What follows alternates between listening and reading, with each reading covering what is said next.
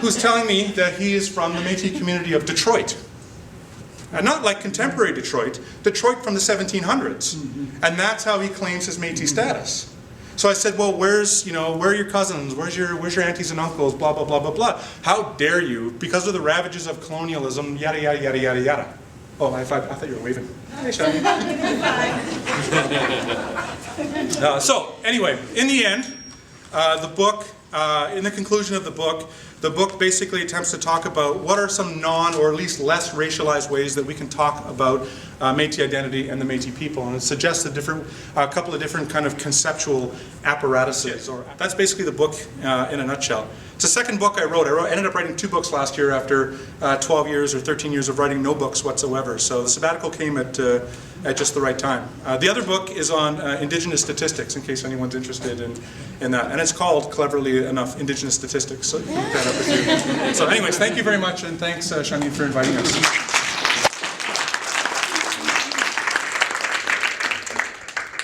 I'd like to open up the floor to folks that are here with us today to see if they have some questions or they have comments that they'd like to make. So I invite your conversation.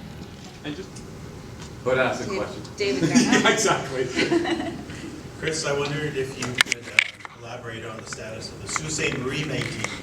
That argument in the book. Yeah, I mean, to me, the Sault Ste. Marie Métis are Métis, but they're not Métis for the reasons that the Paulis. Not that the Paulis, that the Pauli decision seems to think that they're Métis. Okay, the Pauli case was basically, it's an age-old story, really. Father and son go hunting, father and son bag a moose, father and son bring the moose home, somebody calls Crime Stoppers on them, they come in, they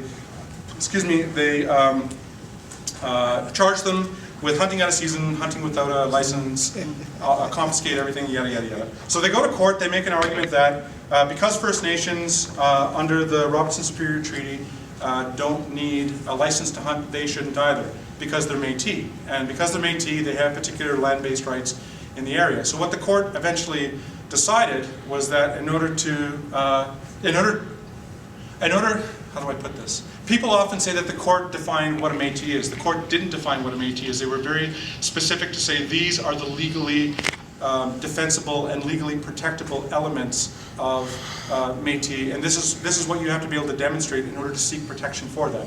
So self-identification, attachment to a community, a contemporary community, and attachment to a historical community.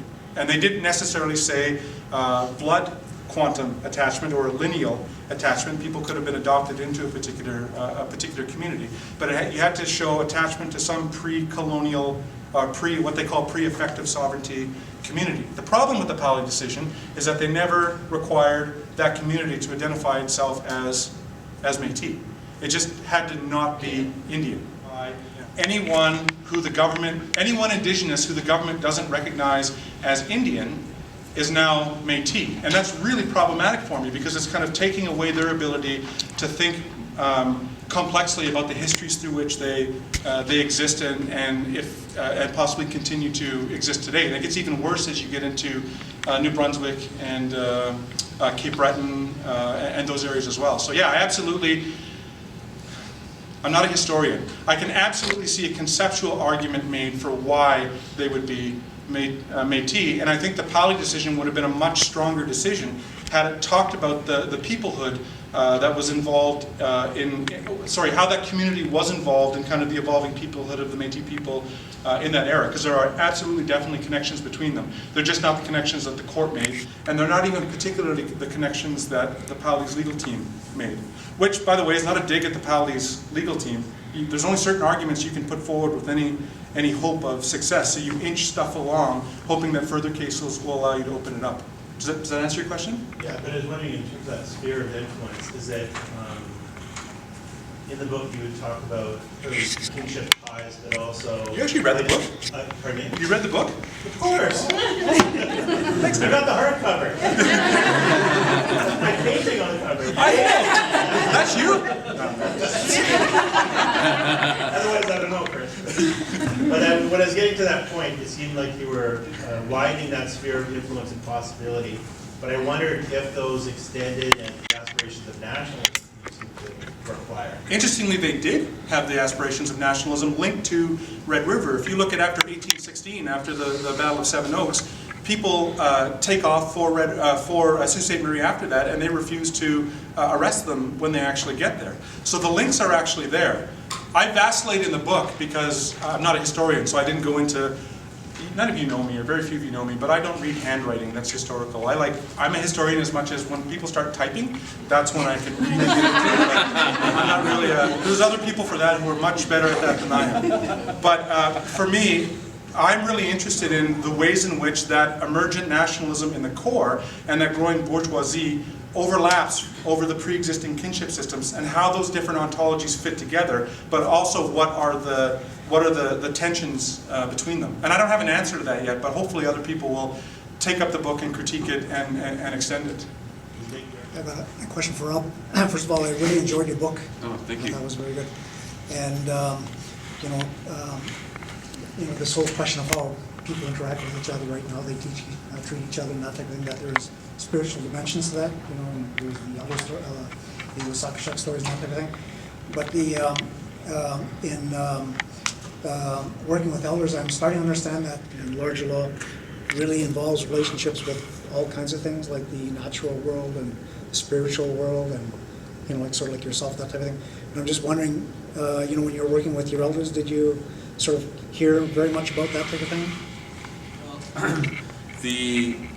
The way it was explained to me is that these laws were guided human interaction with everything. It was everything. So it was more than just other humans. It was, the interaction with the spirits, with the earth. So definitely it was encompassing all relations. And so and someone even said, this, when we talk about all my relations, this is what we mean. We just don't mean your cousin, but we mean all your relations. Yes. And thanks, and appreciate that. Yeah, David didn't say that. That's okay.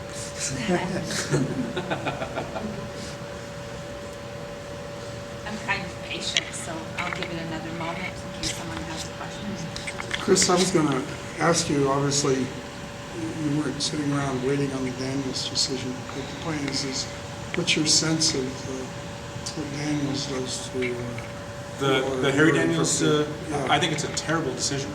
Sorry, I think it's a good decision. I think it's terribly argued, and it reproduces this racialization that I was talking about.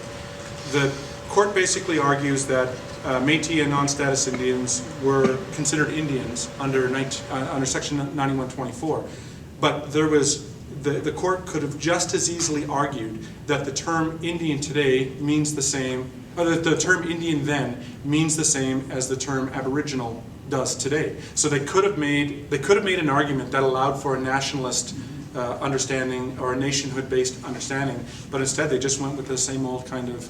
And I don't think it's going to make a huge amount of difference to how everyone's so excited about the Métis or Indians under 9124, but various court decisions have already argued that Métis aren't Indians under subsequent forms of legislation for hunting and fishing rights and those kinds of things. So to me, this is not the huge kind of sea change court case that everyone's making it out to be. And plus, I should say, for anyone who is Métis in the room, and even for other people, I find it really scary that we imbue the courts with as much legitimacy as we do for thinking and talking and writing about our identities. Like the Pali decision, fantastic, they got it partly right, the courts got it partly right for once, but I'm no more or less Métis simply because I get recognized in a particular court case. But we put so much of our emotional, and we invest ourselves so much in juridical kinds of logics, and it's really dangerous. I mean, we should be looking to family. We should be looking to things outside of at least the formal confines of the courts to be having these types of conversations, political conversations, cultural conversations, those kinds of things. That's just me, though. Any other questions and comments, folks?